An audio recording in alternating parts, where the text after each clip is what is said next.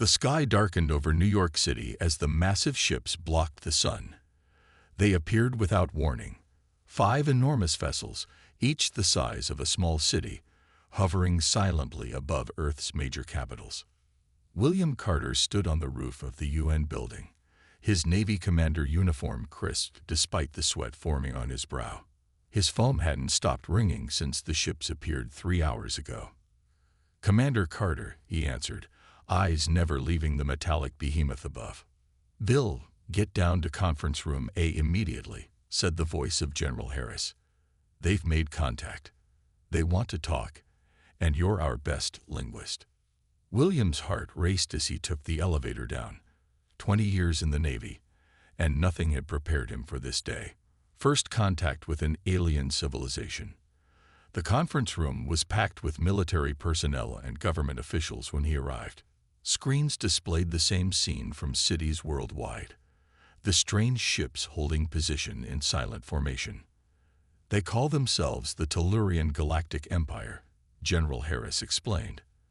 "Their ambassador is requesting a formal meeting with Earth's leaders.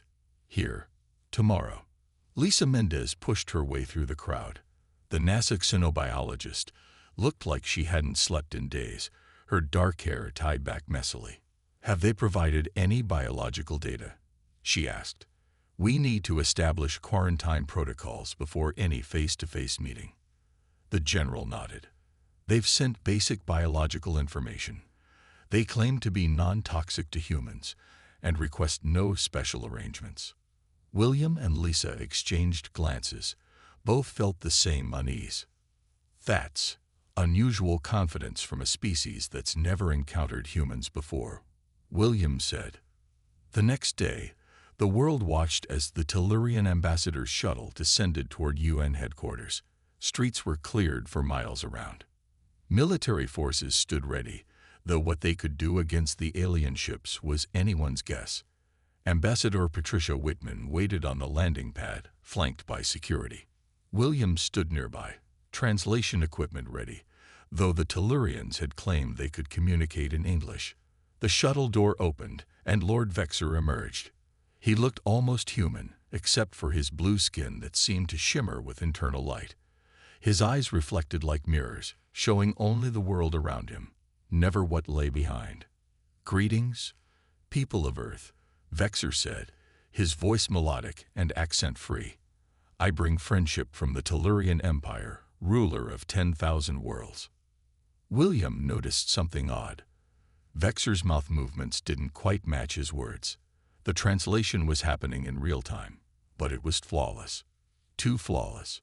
Over the next 3 days, the Tellurians presented their case to the UN. They offered technological wonders, clean energy, advanced medicine, faster than light travel. All Earth needed to do was sign the Imperial Integration Treaty, becoming the newest member of their vast empire. Most world leaders were excited. Who wouldn't be? The solution to climate change, disease, and energy crisis all at once. But at night, in the quiet of his temporary office, William reviewed the recordings of each meeting. Something was wrong. Twice he caught glitches in the translation, once when Vexor mentioned resource extraction, before quickly correcting to resource sharing, and again when another Tellurian referred to humans as viable hosts, before the translation changed to valuable partners. When he shared his concerns with Ambassador Whitman, she laughed. "Carter, don't be paranoid. This is the greatest opportunity humanity has ever faced." Later that week, William found Lisa in her makeshift lab, analyzing samples provided by the Tellurians. "Find anything interesting?" he asked. Lisa looked up, her face pale. "Their biology makes no sense, Bill. These cellular structures, they're adaptive in ways I can't explain. It's like they're designed to bond with other life forms." She showed him microscope images of Tellurian cells surrounding and enveloping human cells. "What are you saying?" William asked, though he already knew. "I'm saying we should be very careful about who we invite in," Lisa replied. Very careful indeed. Outside, the Tellurian ships hovered silently, patient as predators who knew their prey was already surrounded. 3 months passed since the Tellurians arrived. Earth governments prepared to sign the Imperial Integration Treaty in just 2 weeks. Everywhere, people celebrated the coming age of prosperity. William Carter no longer wore his Navy uniform. After voicing his concerns too loudly, his superiors had suggested he take leave. But he hadn't been idle. "Look at these patterns," William said, spreading papers across Lisa's kitchen table. They had become unlikely partners in their investigation. "What am I looking at?" Lisa asked, pushing a strand of hair behind her ear. "Historical data from worlds that joined the Empire. I've been studying the materials they provided about their history." William pointed to graphs showing population and resource measurements. "See this? Every planet follows the same pattern. First 5 years, rapid growth. Years 5 to 15, steady decline. After 20 years, planet abandoned." Lisa frowned. "They're not allies. They're parasites." "Exactly. And they're hiding something bigger. I need help getting into their systems."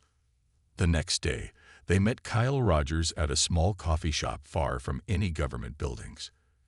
Kyle was a computer expert who had worked with William on previous military projects.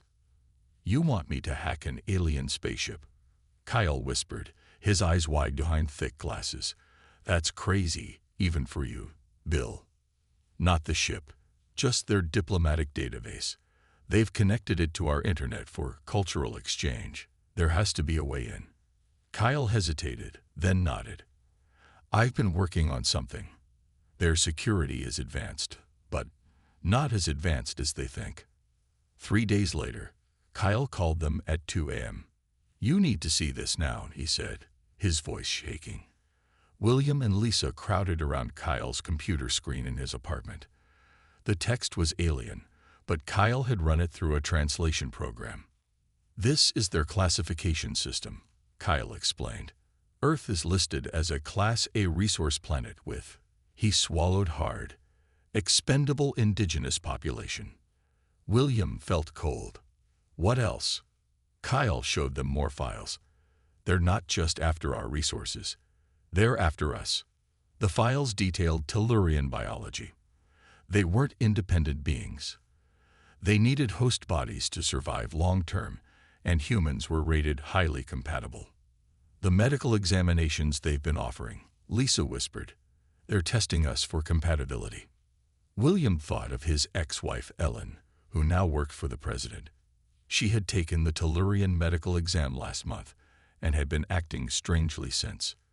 "We need to warn people," William said. "Who would believe us?" Kyle asked. "Most world leaders are days away from signing the treaty." "I might know someone," Lisa said. "Olivia Jackson on the UN Security Council. She's been asking questions too." The next morning, they met Olivia in Central Park. After showing her the evidence, she sat quietly for a long time. "If what you're saying is true," Olivia finally said, "we're facing a threat unlike anything in human history." "We are," William confirmed. "And our leaders are about to invite them in." Olivia nodded slowly. "I can give you access to certain resources, but we need to work carefully. If the Tellurians realize we know." "What are you suggesting?" Lisa asked.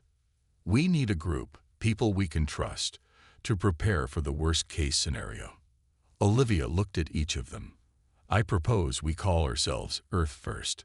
Our mission: prepare humanity to stand against the Empire if diplomacy fails."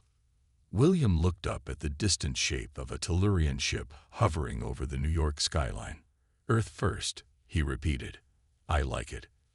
What they didn't know was that a small drone was watching them from a nearby tree, its camera focused on their faces, transmitting directly to the Tellurian embassy. In his private chamber, Lord Vexor watched the meeting with interest. He touched a control panel, and Ellen Carter's face appeared on screen. "Your former husband is becoming a problem," Vexor said. "Deal with it." Ellen's eyes, now with a slight mirror-like quality, showed no emotion. "Yes, Lord Vexor, I will." The invasion had already begun, in ways William and his friends could not yet imagine. William checked his watch for the third time. The basement of the old library was cold and damp, but it was one of the few places they could meet without fear of Tellurian surveillance. "He's late," Lisa whispered. "He'll be here," William replied, though his hand rested on the gun hidden under his jacket. The door opened, and Air Force Colonel Frank Martinez stepped in. Frank was a big man with a serious face and 20 years of military experience. "Sorry I'm late," he said. "Security at the base is tighter than ever. The Tellurians have advisors everywhere now." William nodded. In the 2 weeks since forming Earth First, their small resistance had grown carefully. Frank brought military connections they desperately needed. "This is Dr. Samantha Wright," Frank said, introducing the woman beside him. She was small with short blonde hair and intelligent eyes.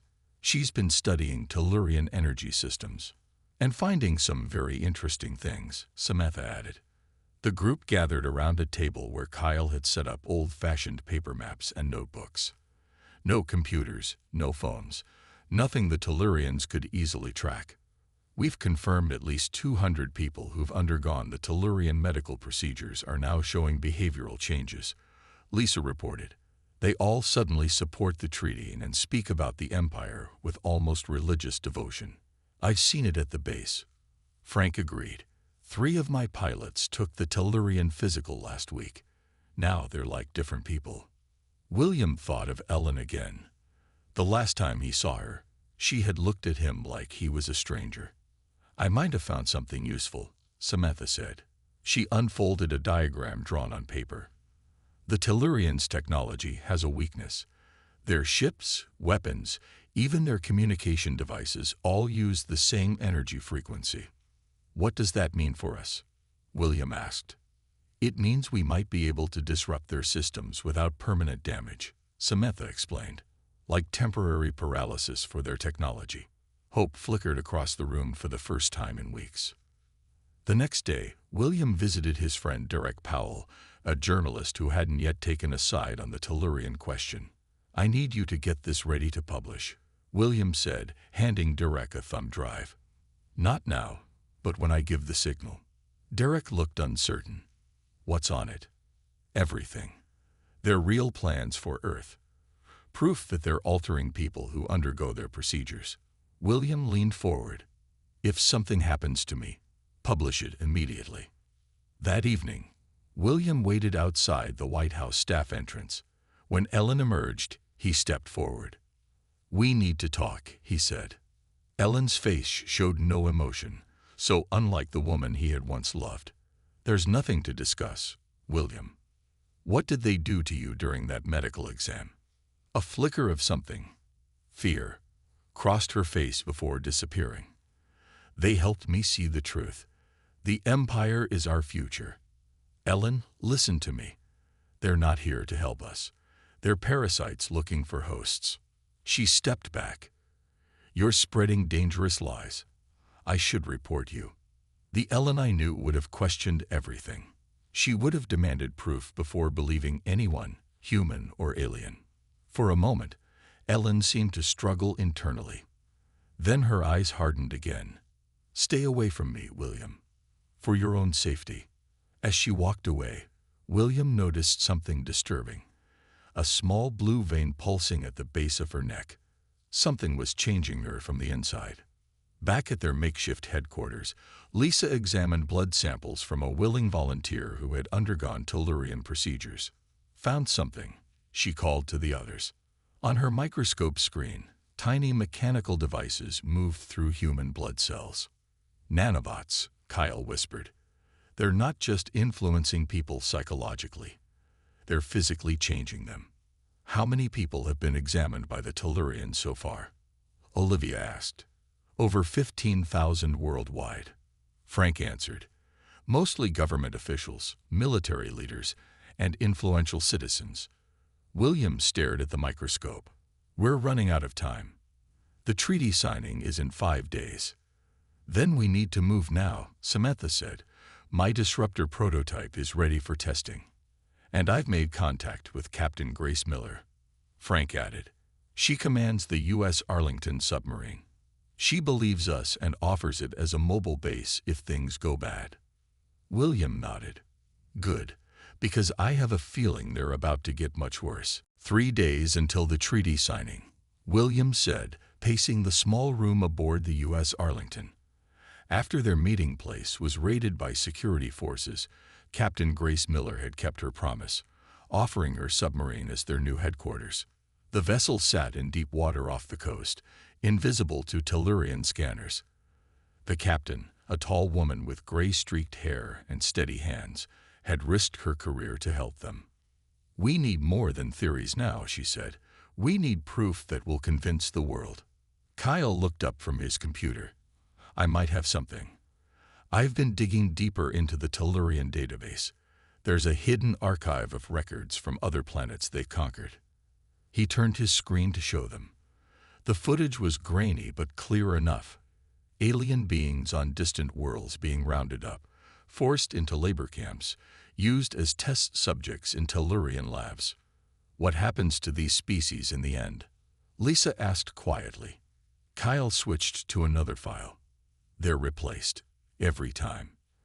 The Tellurians move in, use the native population, then discard them." William felt sick. "Can you download all of this?" "Already done," Kyle replied. "But there's more. 3 world leaders have already been fully converted. Look at these medical scans." The images showed human bodies with strange blue growths attached to their brains and spinal cords. "The Tellurians aren't just controlling them," Lisa explained. "They're becoming them, taking over their bodies." Samantha entered the room, carrying a small device. "My scanner works. It can detect the neural implants from up to 20 feet away." "How many people have been affected?" William asked. "I tested it at the UN yesterday," Samantha replied. "Almost 30% of key government officials worldwide, including the Secretary General." The room fell silent. "We need to take this to someone who can stop the treaty signing," William finally said. The next morning, William and Olivia attempted to meet with the UN Secretary General. They were stopped at the security checkpoint. "Sir, you need to come with us," a guard said, his hand on his weapon. On the wall-mounted screen behind him, William's face appeared next to the words, "Wanted. Ein anti-alien terrorist." William and Olivia barely escaped, running through back alleys as police sirens wailed behind them. "They're using the system against us," Olivia gasped as they hid in an abandoned building. William's phone buzzed with a message from Lisa. "Turn on the news." On a dusty television in the corner, they saw their faces branded as extremists threatening the peace process. The Tellurian ambassador urged calm and promised that these misguided individuals would be caught. "We're out of options," William said. That night, the resistance gathered on the U.S. Arlington. Their plan was desperate but necessary. "We bypassed the leaders," William explained. "We go directly to the military and the people. Kyle has access to emergency broadcast systems. Derek is ready to publish everything. We show the world what the Tellurians really are." "It won't be enough," Frank warned. "Words and images can be dismissed as fake." "That's why we need to capture one of them," William replied. "Make them confess." "You want to kidnap a Tellurian?" Captain Miller asked, eyebrows raised. "Not just any Tellurian. We need someone high-ranking who knows the truth." Lisa placed a hand on William's arm. "There's a diplomatic reception tomorrow night. Several Tellurian officials will be there, including Sub-Commander Krell." "How do we get in?" Frank asked. Samantha held up her disruption device. "We don't need to get in. We just need to get them out." The plan was set. They would disable a Tellurian shuttle, capture an officer, and force the truth into the open. As the others prepared, William stood alone on the submarine's observation deck, watching the distant lights of the city. "Are we doing the right thing?" Grace asked, joining him. "I don't know," William admitted, "but I know doing nothing is wrong." Above them, barely visible against the night sky, the massive shapes of the Tellurian ships hovered like silent predators. Tomorrow, the hunt would begin.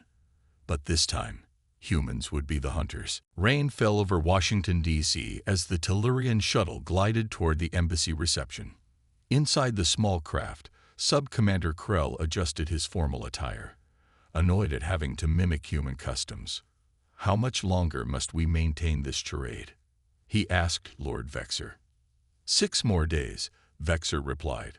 "Once the treaty is signed, the first phase will be complete." Neither noticed the small device attached to their shuttle's underside, blinking silently. From a van parked 3 blocks away, Samantha watched her tablet screen. Target locked.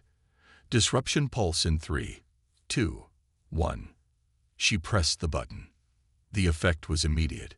The Tellurian shuttle's lights flickered, and the craft dropped 20 feet before its backup systems engaged. It made a rough landing in the embassy garden, away from the planned arrival area. "Move now," William ordered through his radio. Frank led a team of 4 former Special Forces soldiers, all wearing masks and dark clothing. They approached the disabled shuttle from the garden's blind spot. Inside, Krell and the pilot struggled with unresponsive controls. "What happened?" Krell demanded. "Unknown malfunction," the pilot replied. "Communications are down." The shuttle door suddenly burst open. Smoke grenades filled the cabin. The last thing Krell saw before losing consciousness was a human face behind a mask. Krell woke in a metal room, tied to a chair. A single light shone in his face. William sat across from him. "Where am I?" Krell demanded. "Somewhere your people can't find you," William replied. "We have questions. I am a diplomatic officer. This is an act of war." William placed a tablet on the table, showing the footage Kyle had found. "We know what the Empire does to planets that join. We know about the neural implants. The real question is, will you tell the truth now, or after we start broadcasting this?" For hours, Krell maintained his story about peaceful intentions, but when confronted with all their evidence, his demeanor changed. "You think you're the first species to resist," he finally said, his polite mask falling away. "Your planet is nothing but resources to us. Your bodies are useful vessels, nothing more." William had recorded every word. "Thank you for your honesty." The next morning, every screen on Earth simultaneously showed the same footage. Krell's confession, the evidence of other conquered worlds, and the medical scans of infected humans. Kyle had hacked the global satellite network. Derek had published everything online. There was no stopping the information. People worldwide reacted with shock, then anger. Protests erupted outside Tellurian embassies. Military bases went on high alert without waiting for orders from potentially compromised leaders. In the White House Situation Room, President Richard Bennett watched the footage in stunned silence. Unlike many world leaders, he had refused Tellurian medical examinations, trusting his old-fashioned personal doctor instead. "Get me confirmation," he ordered his staff. "Is this real?" Within hours, independent scientists verified the neural implants. Military intelligence confirmed the authenticity of the Tellurian database files. Bennett made his decision. In a globally televised address, he issued an ultimatum to the Tellurian Empire. Leave Earth's solar system within 48 hours or face the consequences. Aboard the main Tellurian ship, Lord Vexor watched the human response with growing rage. The careful plan of years was falling apart. "Shall we maintain the diplomatic approach?" an aide asked. "No," Vexor snarled. "Activate all sleeper agents. Call the fleet. If we cannot have this world through deception, we will take it by force." He stood before a communication screen, his true nature now visible in his cold, mirror-like eyes. He addressed Earth directly. "Humans, your resistance is noted but meaningless. Your world was claimed by the Empire long before you knew we existed. You have no technology that can harm us, no defenses that can stop us." As he spoke, 5 more massive ships appeared from hyperspace, taking positions around Earth. "You are already ours," Vexor concluded. The only choice you have is how painful your subjugation will be. William watched the broadcast from the submarine. Well, he said grimly, at least we know where we stand now. Lisa looked at Samantha. Is Project Firewall ready? Almost, Samantha replied. But we'll need to place transmitters on every continent. Then we'd better hurry, William said, because I think the real invasion just started. The deadline passed. Earth's ultimatum was met with silence from the Tellurian ships. Then, without warning, the attack began. Energy pulses from the Tellurian fleet struck key points around the globe. Power grids failed. Communications went dark. In moments, Earth was thrown back to the pre-digital age. They're targeting our infrastructure, Frank reported as the submarine surfaced briefly to assess the situation. Military bases, power stations, satellite control centers. The U.S. Arlington's backup systems kept them operational, but they were now one of the few coordinated forces left. What's the status of Project Firewall? William asked. Samantha looked up from her equipment. The main transmitter is ready, but we need to place relay stations on at least 3 continents for global coverage. We have allies in position, Olivia said. Teams in Colorado, Kenya, and Australia are standing by. William nodded. Then we need to move now. The Tellurian ground forces came next.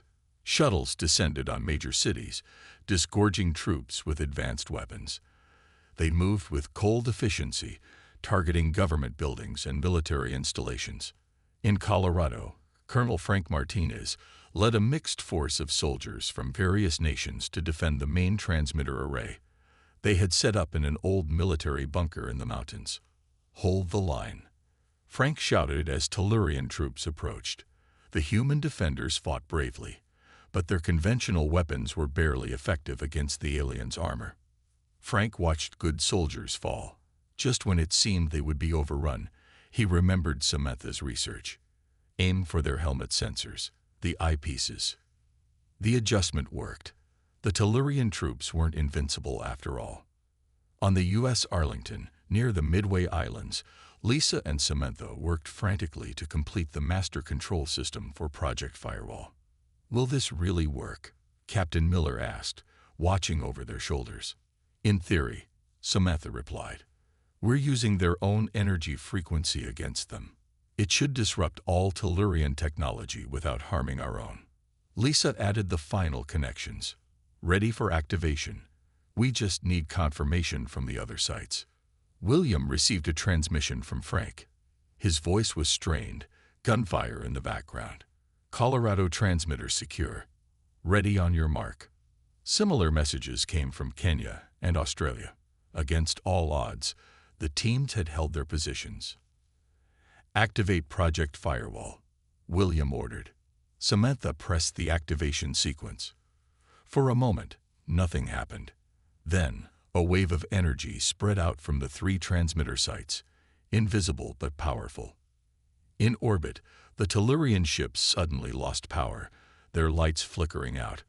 On the ground, alien weapons stopped working. Their advanced technology, rendered useless by the very frequency they had relied upon. William watched on a monitor as a Tellurian dropship crashed into the ocean. Its systems failed. It's working. But the victory was short-lived. The Imperial Fleet commander, facing defeat, made a desperate decision. All ships, initiate terminal protocol, he ordered. If we cannot have this world, no one will. The disabled Tellurian vessels began to move, using their remaining momentum to position themselves for a devastating impact. They would turn their massive ships into weapons, crashing them into Earth's major cities. They're going to crash their ships into population centers. Kyle shouted, monitoring the orbital patterns. Captain Miller grabbed her radio. This is Captain Grace Miller calling all available space-capable forces. The Tellurian ships are on collision courses with our cities. We need immediate intervention. Across the world, experimental fighter craft and hastily armed satellites responded to her call. Earth's last, makeshift space force rose to meet the threat. As the battle raged in orbit, William realized the terrible truth. Project Firewall had worked too well. The Tellurians couldn't control their ships, but gravity would still bring them down. Earth had won the first battle, but the war was far from over. 3 days after what people now called the Battle of Earth, William stood at the window of the rebuilt United Nations chamber. Outside, workers cleared debris from the streets. One of the smaller Tellurian ships had crashed into the East River, sending tidal waves through lower Manhattan. But the city stood. Humanity stood. Captain Grace Miller had led the Emergency Space Force in a desperate mission to intercept the falling Tellurian ships. Using experimental aircraft, they had managed to alter the trajectory of most vessels, sending them into the ocean instead of populated areas. Grace herself had flown her craft directly into the main Tellurian flagship, sacrificing herself to destroy the vessel carrying Lord Vexor. Her last words over the radio had been simple: "For Earth." The door opened behind William. "They're ready for you," Lisa said, taking his hand. Inside the chamber, representatives from every nation gathered. On the main screen, the remaining Tellurian ships could be seen in orbit, disabled but still present. Earth's newly formed Space Force kept watch over them. President Bennett approached the podium. The past 3 days had aged him visibly, but his voice was strong. "People of Earth," he began, "today we address not just ourselves, but those who sought to conquer us." Cameras broadcasted his words worldwide and to the disabled Tellurian fleet. 3 days ago, we faced extinction. Today, we stand united as one planet, one people, and we have a message for the Tellurian Empire. Bennett stepped aside, and William took his place. To the Tellurian Empire and all who would threaten our world, hear this: Earth is not a resource to be harvested. Humanity is not a species to be subjugated. Our message is simple and non-negotiable. You are not welcome here. The chamber erupted in applause. When it quieted, William continued, "Here are our terms. All Imperial forces will leave our solar system immediately. Earth will be marked as a prohibited zone for all Imperial vessels. Any approach will be considered an act of war and met with immediate force." In a holding cell below the building, Sub-Commander Krell watched the broadcast. He had never seen a species recover so quickly from an Imperial attack. These humans were different. "You will be returned to your people," William said when he visited Krell later, with a message. Krell was escorted to a small shuttle, the only Tellurian craft allowed to leave Earth. "What message?" he asked. William handed him a data drive. "Everything. Your defeat, our technology that can disable your ships, and a warning: if you ever return, we'll be ready." As Krell's shuttle departed, Lisa joined William on the observation deck. "Do you think they'll respect the ban?" she asked. "They have no choice. We've adapted their own technology against them. Samantha's already developing offensive capabilities." Lisa smiled. "You know, I never thought our first alien contact would end like this." "How did you think it would end?" "I thought we'd either be friends, or they'd wipe us out easily. I never considered we'd just kick them out." William laughed. Humanity is full of surprises. 1 year later, Earth had changed. Old enemies became allies against a common threat. The technology adapted from the Tellurians had solved the energy crisis and advanced medicine by decades. William and Lisa, now married, led the new Earth Defense Initiative, preparing humanity for any future threats from space. In the former UN headquarters, now the Galactic Relations Center, a new plaque was installed with words that had become Earth's unofficial motto: "Approach with respect or approach not at all." Across the galaxy, the Tellurian Imperial Council received reports of other subjugated worlds beginning to rebel using Earth's defense technology. The unexpected defeat had sparked a chain reaction throughout the Empire. The Imperial Archons stared at the holographic image of Earth, forced to designate it with an unprecedented classification: prohibited, extreme hazard. Earth wasn't just banned from the Empire was banned from Earth. And humanity was just getting started. The end.